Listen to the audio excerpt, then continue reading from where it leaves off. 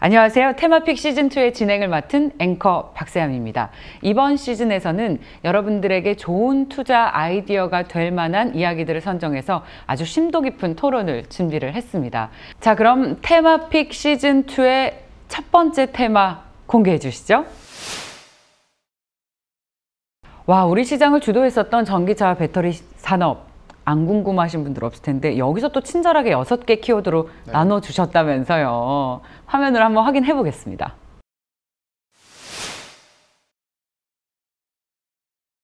자, 배터리와 전기차 산업 관련 주식을 사야 되느냐 팔아야 되느냐. 근데 일단 최근에 주가 조정의 원인에 대해서 좀 잠깐 짚어볼 필요가 있는 것 같아요. 근데 뭐 배터리 전기차 그 주식뿐만 아니라 그동안 좀 성장주로 이제 곽강받았던 많은 섹터 주식들이 올랐다가 또 그만큼 많이 조정을 받았습니다. 다 빠졌어요. 그러면서 이제 금리 상승을 이제 많은 이유로 거론을 하죠. 맞습니다. 저희는 일단 볼 때는 금리는 그래도 좀 노이즈는 있지만 그래도 아주 중요한 요인으로 보지는 않고요. 그러니까 뭐랄까요? 금리가 노이즈라는 것은 그야말로 중간에 회방을 놓는 것이지 시장의 성장을 방해하는 아예 방해하는 요소는 아니다. 네, 맞습니다. 그래서 걱정 안 하신다라는 거예요. 경기가 회복하는 과정에서 나오는 자연스러운 현상이기 때문에 만약 경기가 나빠지면서 그렇게 되면 좀 문제가 있겠죠. 그렇다면 이 시점에서 투자자들이 궁금한 것이 이렇게 빠졌을 때 주식을 사야 되는지 저가 매수의 기회로 삼아야 되는지 일 텐데 왜 하락했는지 그 이유를 먼저 분석을 들어봤으면 좋겠어요. 테슬라가 전기차의 주도주인데 비트코인에 좀 투자를 하고 비트코인 주가가 또 빠지고 이러면서 좀 걱정이 있었었고요. 또 배터리 같은 경우가 최근에 또 화재 이슈라든지 또 소송 이슈 이런 이제 좀 우려들이 좀 생기면서 그런 부분들이 좀 시장 조정과 함께 좀 전기차 조정을 좀 더 이끌었던 요인이라고 보고 있어요. 저는 이익 성장성에 대한 우려도 좀 작용을 했다고 보고 있는데요. 예를 들면 중국의 테슬라라고 불리고 있던 이제 니오라는 회사가 4분기 실적을 발표를 했습니다. 근데 그 순이익 전망치를 애널리스트들의 전망치를 좀 하회하는 모습을 보였는데요.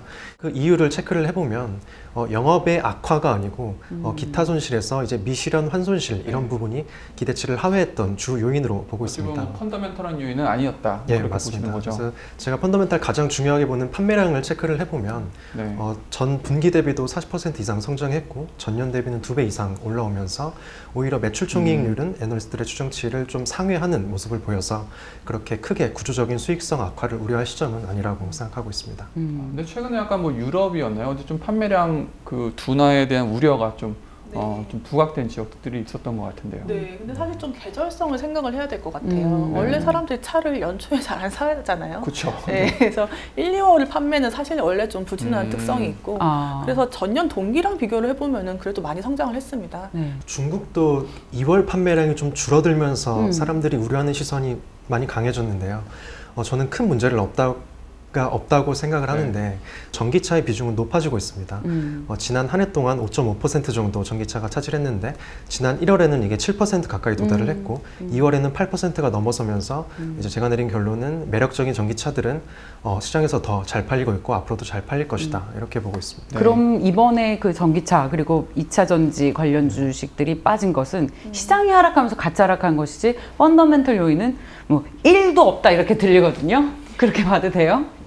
근데 뭐 사실 저희가 작년에 시즌 1을 찍었을 때에 비해서 주가가 뭐 2배 이상 오른 건 사실이고 그러면서 기대치도 많이 올라온 건 사실이거든요. 더구나 이제 시장에서 금리라는 또 하나의 새로운 변수가 생긴 거기 때문에 여기서 더 추세적인 상승을 위해서는 펀더멘탈에서 시장의 기대를 또 상회할 수 있는 요인들이 있느냐, 정말 우리가 바라는 성장세 혹은 그 이상으로 나올 수 있느냐에 대한 점검이 굉장히 필요한 시점이 아닌가 싶습니다. 맞습니다. 그래서 저희가 더 구체적으로 얘기를 나누기 위해서 다음 테마를 이어서 얘기를 해보고자 합니다. 자, 화면으로 확인해 보시죠. 쏟아지는 전기차, 왠지 약간 좀 판매량과 관련이 있는 것 같아서 골라보고 싶네요. 중국 같은 경우는 지난해에는 이제 비아디나 소수의 스타트업 테슬라 정도가 시장 성장을 이끌었는데 올해는 독일 업체들 포함해서 중국 로컬 업체들까지 거의 모든 기업들이 새로운 전기차를 출시를 하거든요. 굉장히 공격적으로 하고 있기 때문에 저는 가격 경쟁을 더 피할 수 없고 실제로 한 3천만 원대 시장의 가격 경쟁이 심해질 것으로 보고 있습니다. 테슬라 같은 경우도 모델 Y 이제 중국에 들어간 거가 가격이 네. 좀 생각보다 되게 낮게 들어간다고 하더라고요. 얼마예요? 얼마 우상일 수 있어요? 중국에 팔고 있는 테슬라 Y 얼마예요? 모델 Y가 최근에 원래보다 한 30% 가까이 가격 인하를 했어요. 와. 그래서 한 35만 위안 정도니까. 원래보다 30%를 인하한다라는 건 거의 좀 네. 이익을 포기하는 정도 아닌가요? 그게 사실 되게 중요한 포인트라고 저는 보는데요. 가격을 자꾸 인하를 하니까 이게 회사들이 마진을 희생을 해서 네, 이 시장을 키우는 것이 아닌가라는 이제 걱정이 있으신 거거든요. 근데 실제로 보시면 테슬라는 판매 가격을 굉장히 강하게 인하를 하는데 실적은 계속 좋아지고 있어요. 수익성으로 봤을 때는 일반적인 내연기관 자동차보다도 오히려 더 높은 수익성을 최근에는 보이기 시작을 하고 있죠. 근데 그게 계속 될 것이냐. 그렇죠. 왜냐하면 네. 새로운 전기차들이 계속 나오고 경쟁을 해야 되니까 가격은 계속 낮출 거고 우리 입장에서 너무 좋은데 네, 네. 회사들은 그야말로 출혈 경쟁을 하게 되는 거잖아요. 일단 그 전기차 쪽에서 가격을 내리는 거, 그 배터리 같은 것도 가격이 내려가는 게 제 생각에 마진 희생이 별로 없이 바꿔 말하면 뭔가 기술의 혁신을 통해서 이런 가격 하락 그리고 원가 인하를 달성하는 측면에서 굉장히 긍정적인 것 같습니다. 그러다 보니까는 차값이 내려오고 이런 것들이 결국에는 전기차의 경쟁력을 높여주면서 대중성 있게 뭔가 수요를 촉진시킬 수 있다고 보는데 테슬라 같은 경우도 작년에 뭐 배터리 데이인가 했잖아요. 그렇죠. 그러면서 그 배터리 가격 인하 로드맵을 제시했는데 굉장히 좀 공격적이지만 이게 꽤나 기술 혁신을 통해서 달성 가능할 수 있는 것 같고 CATL의 LFP 배터리 같은 경우도 그동안 별로 좀 경쟁력이 없다라고 생각했었는데 뭔가 새로운 기술을 적용하면서 셀프팩 이런 걸 적용하면서 어찌 보면 다시 싼 가격의 배터리가 쓸모 있어지게끔 만들어지죠.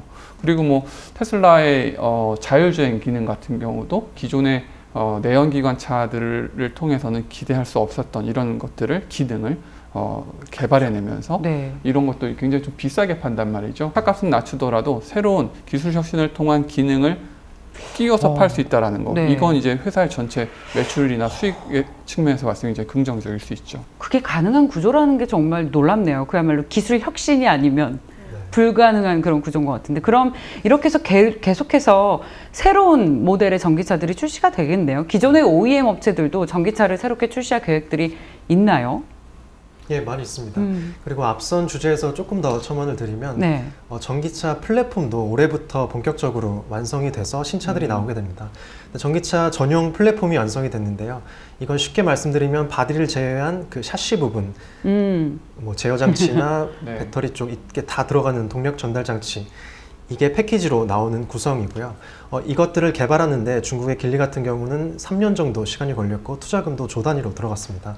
근데 이거를 개발한 이유는 부품을 상당 부분 공유하기 때문에 그 단위 원가를 확실히 절감을 할 수 있어서 대량 생산을 하게 되면 앞으로 그 전기차 사업 자체의 마진이 훨씬 개선되는 핵심 포인트가 될 수 있고요.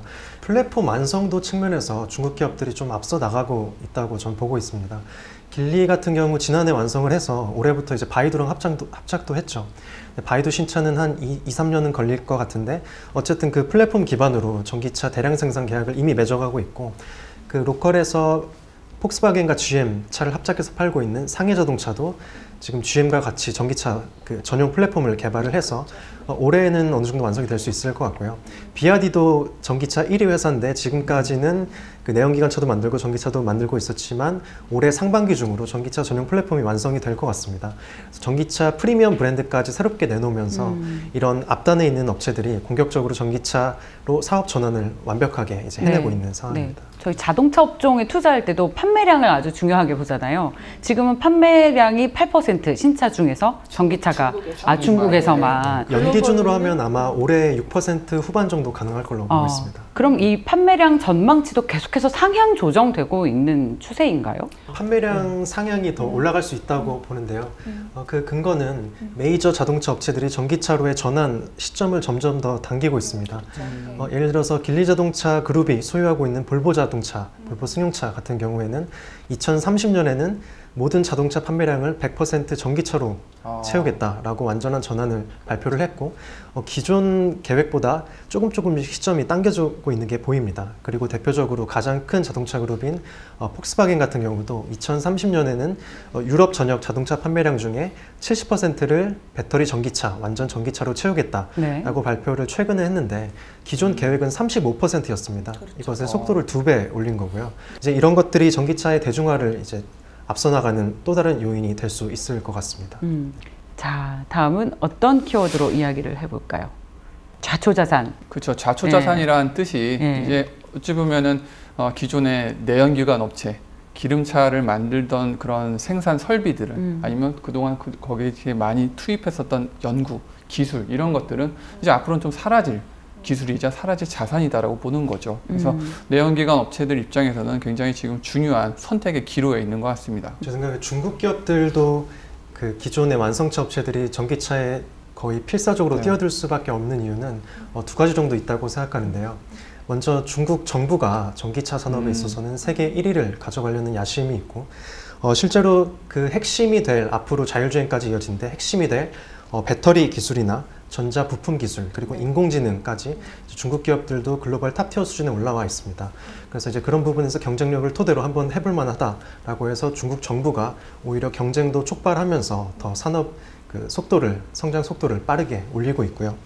두 번째는 결국은 전기차가 스마트카로 이어질 것이기 때문에 그리고 스마트카의 전제 조건은 충분한 전력, 배터리를 가진 전기차이기 때문에 산업이 그쪽으로 장기적으로 완성차 업체들도 갈 수밖에 없다고 생각을 합니다. 스마트카라는 것은 내가 전혀 운전하지 않아도 내가 그냥 앉아만 있으면 그렇죠. 자동으로 가는 그걸 스마트카라고 하는 저는 거죠. 스마트카를 기본적으로 전기로 구동하고 그리고 인터넷이 연결된 이제 커넥티드 그리고 마지막은 사람이 운전하지 않아도 자율주행 이게 결합되면 전 스마트카라고 생각을 하거든요.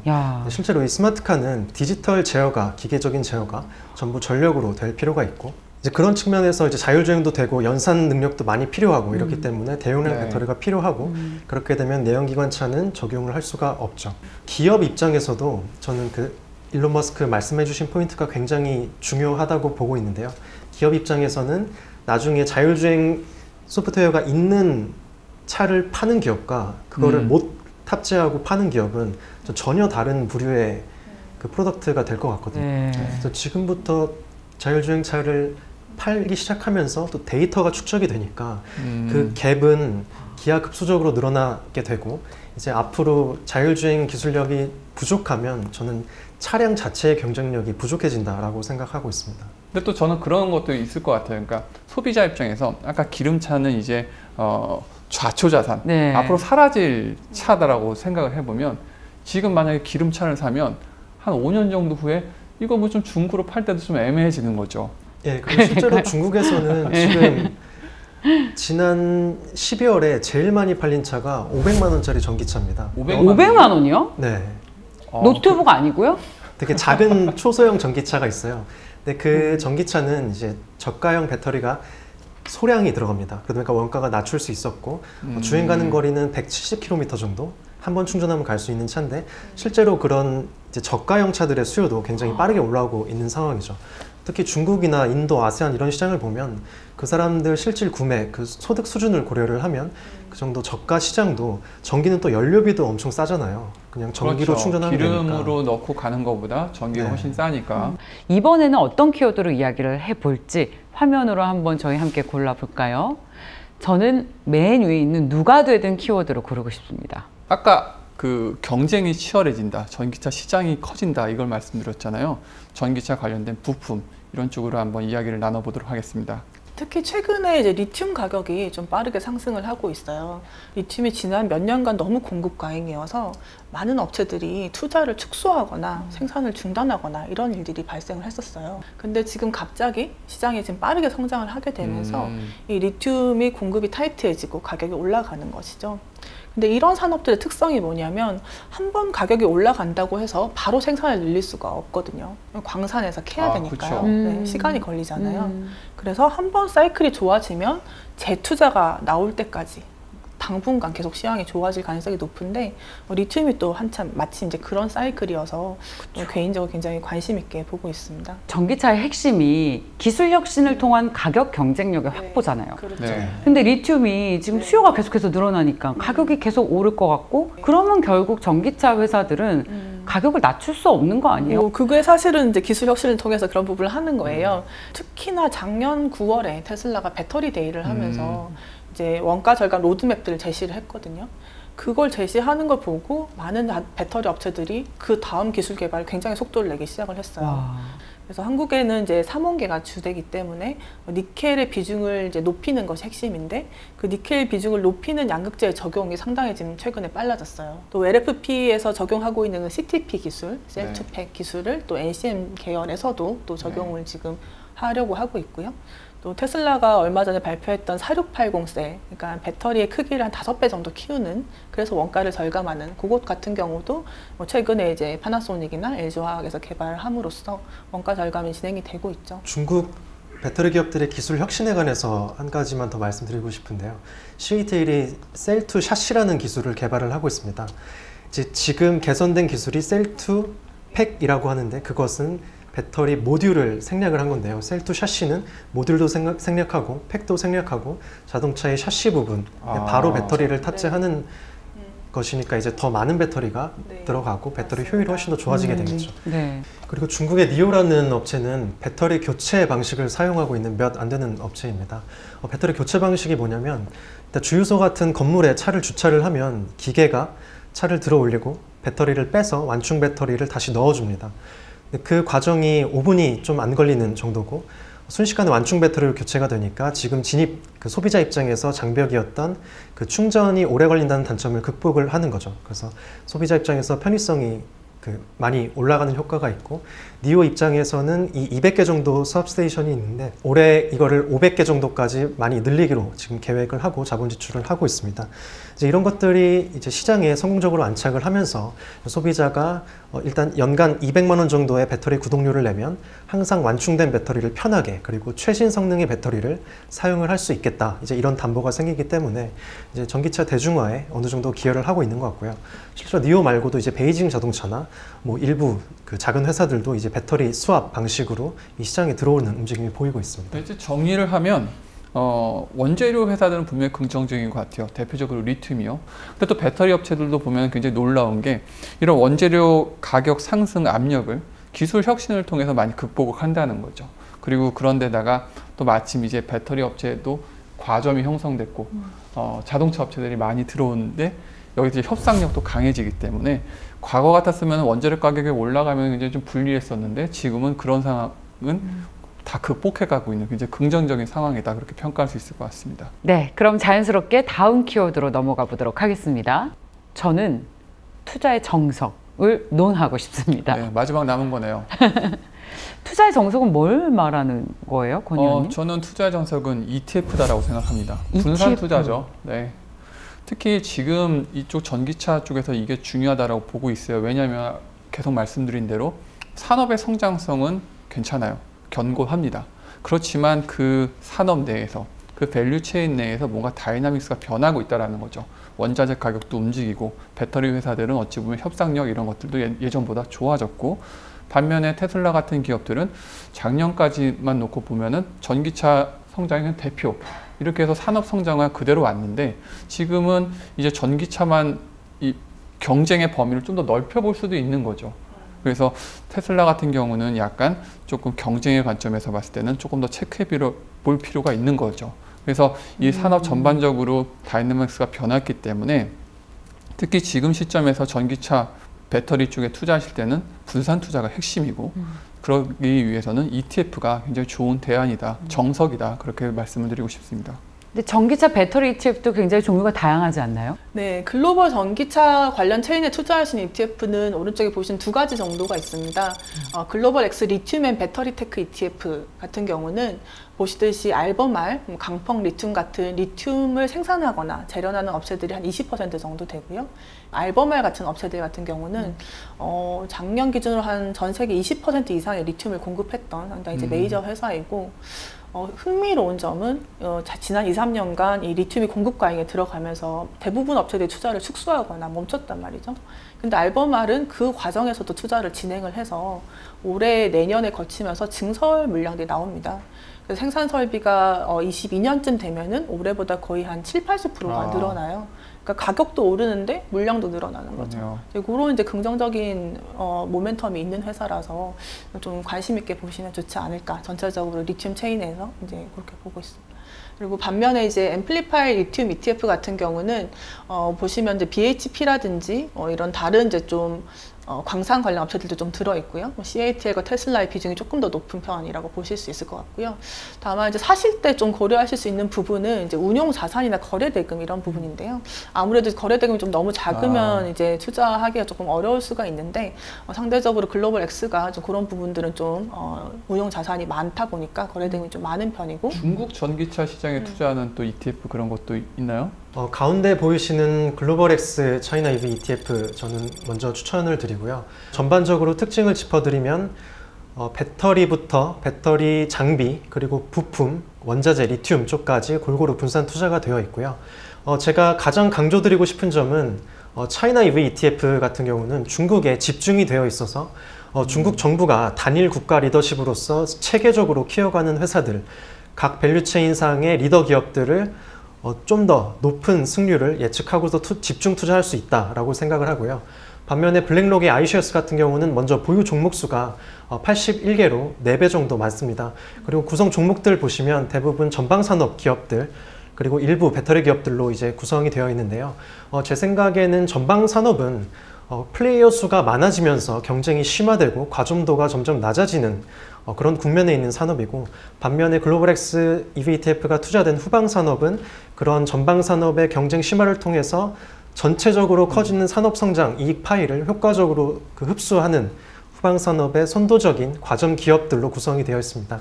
그렇기 때문에 좀 더 높은 적중률로 장기 투자를 하면 이익 성장을 이룰 수 있지 않을까 그렇게 보고 있습니다. 그런데 되게 BYD나 CATL 같은 업체들은 뭐 우리도 많이 들어봤는데 이 글로벌 X의 메인 종목들인 현전 이노번스나 우시리드 이런 업체들은 상당히 좀 생소한 것 같아요. 먼저 비아디 같은 경우는 상대적으로 친숙하실 텐데, 제가 보는 투자 포인트는 전기차 판매량 비중이 급격하게 올라간다는 점입니다. 비아디는 대표적인 전기차 회사고 배터리도 만들고 있는데요. 지금까지 내연기관차를 절반 정도 팔았거든요. 근데 비아디의 수익 구조는 전기차를 중심으로 수직 계열화가 되어 있습니다. 저런 식으로 전기차 비중이 올라가게 되면 그 원가 절감 효과가 더 커지게 되고 회사의 이익률이 더 좋아질 수 있고요.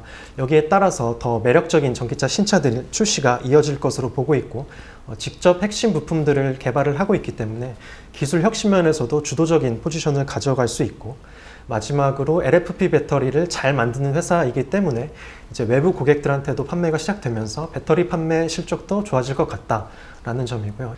이것도 이제 대장주죠. CATL인데요. 제가 보는 투자 포인트는 CATL이 지금까지 1위 회사로 많이 알려졌지만 이제부터 본격적인 확장기에 돌입을 합니다. 이것은 제가 생산 능력을 추정을 한 표인데요. 어느 회사들보다도 공격적이고 그 규모가 큽니다. 그래서 CATL 같은 경우는 이런 자신감을 토대로 지금까지 산업성장을 이끌어왔고, 그 내막을 들여다보면 전방에 있는 완성차 기업들과도 그 완성차 기업들이 줄을 설 만큼 배터리 공급 합작 법인을 설립을 하고 있고, 지금도 계속 늘려나가고 있습니다. 스타트업들도 새로 하고 있고요. 그리고 후방 산업에도 이제 배터리 장비 업체들에도 이제 지분 투자를 할 만큼 생태계를 이끌어가고 있고, 리튬 업체들의 지분도 일부 가지고 있으면서 전체적인 중국 전기차 산업성장을 이끌어가는 대장주 지위가 더 강해진다라고 기본적으로 보고 있습니다. CATL 같은 경우는 지금은 중국 매출이 대부분인데 어찌 보면 이제 글로벌하게 더 나갈 수 있는 그런 포텐셜도 있는 것 같아요. 맞습니다. 독일에도 이미 그 생산 공장 건설을 하고 있고요. 모델 3를 필두로 해서 실제로 벤츠도 중국에 들어와서 글로벌 수출 모델들의 CATL을 그 배터리 메이저 파트너로 이제 협력을 했고요. 이제 BMW 같은 업체들도 중국 생산 캐파를 늘리면서 CATL 배터리를 더 많이 사용을 하기 시작을 하고요. 다음 기업도 말씀드리겠습니다. 좀 생소하실 텐데요. 우시리드 인텔리전트라는 회사고, CATL의 메이저 파트너라고 생각해 주시면 됩니다. 사진에서 보시는 것처럼 배터리를 만드는 장비나 공정, 조립 라인을 완제품 형태로 납품을 해주는 회사입니다. 그래서 이 회사의 진입 장벽을 설명을 해드리면, 일단 장비 업체는 기본적으로 고객 관계가 굉장히 보수적인데요. 기술 이제 유출에 대한 우려나 이제 정보 그리고 품질 자체에 대한 이슈가 굉장히 크리티컬하기 때문에 보수적인 관계를 가지고 가는데, 거기서 CATL의 메이저 파트너로 2000년대 초반부터 이제 활동을 해온 회사여서 그런 선도적인 위치를 가져가고 있고, CATL의 생산 능력 확대, 자본 지출과 이 회사의 매출과 상관관계가 1에 가까울 만큼 높습니다. CATL의 생산 능력을 늘리는 것에 직접적인 수혜를 얻어가는 장비업계의 이제 선두주자라고 보시면 되고요. 고객사도 사실상 거의 우리가 생각할 수 있는 테슬라, LG화학, SK이노베이션, 삼성 SDI, 파나소닉, 비아디까지 거의 모든 배터리 회사들을 파트너 회사로 가지고 있습니다. 그리고 마지막으로 다음 업체 선전이노반스에 대해서 간략히 설명을 드리겠습니다. 이 회사는 전기차의 파워트레인을 만들어서 납품하는 회사고, 파워트레인이라고 하면 이제 인버터, 모터 하는 이제 동력 전달 장치 그 전체 체계를 말하는 거고, 모든 전기차에 들어갈 수밖에 없죠. 지금까지 샤오펑이나 리오토 그리고 벨트마이스터 이런 스타트업들의 납품을 많이 해왔습니다. 근데 이제부터 또 투자 포인트로 보고 있는 거는 이익 성장성이 더 좋아지는데, 기존의 완성차 업체들이 전기차 사업으로 전환을 하면서 메이저 OEM이었던 길리나 장성, 광조 이런 회사들의 수주도 좀 확대해 나갈 것으로 보고 있기 때문에 좀 이익 성장성이 기대가 되는 회사입니다. 정리하면 결국 ETF도 분산 투자긴 하지만 그 안에 들어가는 종목이 굉장히 중요한 거잖아요. 네. 종목을 뜯어봤더니 좋은 종목들이 많이 들어있다. 이렇게 결론 내릴 수 있을 것 같네요. 네. 자, 저희 테마픽 시즌2에서는 시청자분들을 위해서 첫 번째 주제로 전기차 그리고 배터리 산업에 대해서 이야기를 해봤습니다. 저희 박연주 또 진현우 연구원님과 함께한 시간 아주 유익하셨을 것 같은데요. 자, 어떠셨나요, 권 의원님? 투자의 관점에서 봤을 때 최근의 조정 체크해봤더니 아무튼 산업의 펀더멘털은 그쵸. 견고하다. 그렇지만 그 산업 내에 뭔가 다이나믹스가 변하고 있기 때문에 기존에 생각했었던 그 투자의 방법은 조금 변화가 필요한 건 분명한 것 같습니다. 테슬라 같은 그런 대표성 있는 종목에 집중 투자하는 것도 좋았다라고 하면 지금 시점에서는 그런 다이나믹스 경쟁 관계의 변화를 감안해서 좀 더 분산을 해야 되고, 그럴 때는 당연히 ETF를 좀 더 고려를 해봐야 된다. 그렇게 정리를 하고 싶네요. 네, 아주 명쾌한 정리 감사합니다. 저희 테마픽 시즌2 다음 회에서는 더 유망한 테마를 여러분들을 위해서 픽해 오도록 하겠습니다. 중국 정부가 보조금을 줄여나가고는 있지만, 이 보조금이 원래는 2020년에 폐지가 될 예정이었던 보조금이 지금 2년이 연장이 된 상태입니다. 그렇기 때문에 이것을 정책의 후퇴로 해석하지는 않고요. 오히려 취득세 감면 대상 모델이 더 늘어나고, 전기차 생산 목표치가 올라가고, 탄소 배출 규제가 강화되는 등의 전기차로의 사업 전환이 가속화되는 정책들이 이어질 것이라고 보고 있습니다. 이렇게 보조금을 줄여나가는 이유도 굉장히 중요한데요. 저희는 이것을 전기차 산업 성장의 주된 동인이 보조금에 의존하는 것이 아니라 실제로 시장 경쟁 중심으로 더 빨리 가속화하려는 것으로 보고 있습니다. 실제로 중국에서는 전기차 한 대당 보조금이 한 200에서 300만 원 정도 지급이 되고 있습니다. 우리나라나 선진국이 한 1000만 원 정도 주는 것에 비하면 이미 굉장히 낮은 수준이고, 그럼에도 불구하고 전기차 판매량은, 그리고 전기차 판매 비중이 빠르게 올라오고 있는데요. 실제로 올해 3월에는 월 기준으로 역대 최고 판매량을 갱신을 하고 있습니다. 저는 그런 뉘앙스로 보기보다는요, 사실 이제 커창반이나 차이넥스트 상장 대상 기업 중에서 이제 84개 기업을 이제 상장 제안을 했습니다. 이제 그 중에 하나가 이제 전기차 목적으로 증자를 하려고 했던 길리가 됐고요. 이런 상장 제안을 한 목적이 이제 가장 중요한데, 저희는 산업 육성 정책이 퇴화한다기보다는 주가 측면의 과열을 막는 투자자 보호 조치로 해석을 하고 있습니다. 실제로 길리 같은 경우는 전기차 전담 자회사를 분리해서 이제 그 자회사를 중국이나 미국에 이제 상장시킬 계획을 추진할 것 같고요. 이제 니오나 샤오펑 같은 회사들도 이제 홍콩 증시에서 증자를 추가적으로 할 것으로 예상을 하고 있습니다. 그래서 이런 것들을 전반적으로 비춰보면 중국 정부의 산업 육성 의지는 여전히 견고하고, 그에 따라서 저희가 앞서 말씀드렸던 ETF에 포함된 배터리나 장비, 소재, 부품 이런 후방 산업의 회사들의 이익 성장성은 앞으로도 견고할 것으로 보고 있습니다.